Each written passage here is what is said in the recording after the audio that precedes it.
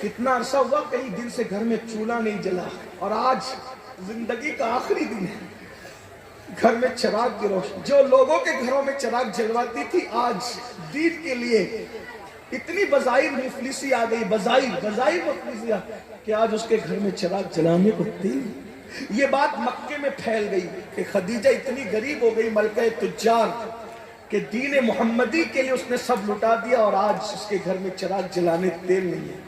تو کسی ظالم نے کہا موقع کا فائدہ اٹھاؤ، غربت تو انسان کو کفر تک لے ہی جا سکتی ہے، تکلیف آدمی کو مجبور کرتی ہے، مجبوری کا فائدہ اٹھاؤ۔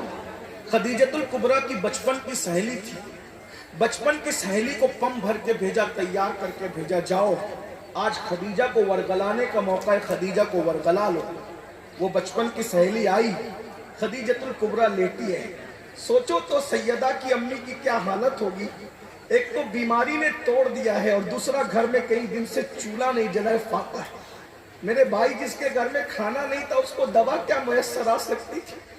یہ دین کی خدمت کرنے والوں کی محنت، ہمارا کچھ بھی نہیں گیا نا دین کے لیے، اس لیے ہمیں احساس نہیں۔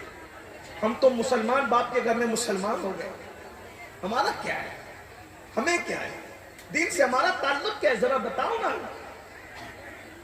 سیدہ کی امی کو دوا تو دوا ہے، کھانا بھی میسر ہے، بستر پر، اور پتہ ہے لوگوں کو راحتیں دینے والی آج ٹاٹ کے بوریے پر ہے۔ سہیلی آ کر کے سرانے بیٹھتے، کہا خدیجہ تیری بچپن کی سہیلی، سن لیں۔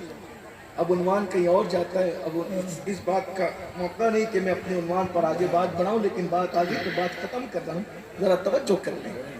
نہیں آپ لوگوں کا بھی حق ہے، میری طرح آپ بھی محنت، بات میں ختم نہیں کر رہا ہوں، انشاءاللہ پھر اس عنوان کو آگے کبھی بڑھاؤں گا، لیکن توجہ کر لیں آپ۔ سہیلی آ کر سرانے بیٹھے اور بیٹھ کر یہ کہتے، خدیجہ میں تیری بچپن کی سہیلی ہوں، تو نے محمد کا ساتھ دیا تو میں تجھ سے دور ہو گئی تھی، لیکن آج پھر وہی درد، وہی دل، وہی تڑپ تیرے دروازے تک لائی ہے۔ خدیجہ میں نے سنا ہے کئی دن سے تیرے گھر میں چولہا نہیں جلا، تجھے بددعا لگ گئی ہے ہمارے معبودوں کی، بتوں کی بددعا، لات و حبل کی بددعا لگ گئی، تو نے محمد کا ساتھ دیا نا بتوں کی مخالفت میں، تجھے بددعا لگ گئی۔ دیکھ اتنی مالدار تھی، غریب ہو گئی، کیا دیا محمد عربی نے تجھے، اتنی غریب ہو گئی، اتنی مفلس ہو گئی، تو لوگوں کو پالتی تھی، آج تیرے گھر میں کھانا نہیں ہے۔ خدیجہ پورے مکے میں بات ہو رہی ہے، کیا خدیجہ کا انتقال ہوگا؟ مکے کا کوئی سردار خدیجہ کے جنازے میں شریک نہیں ہوگا،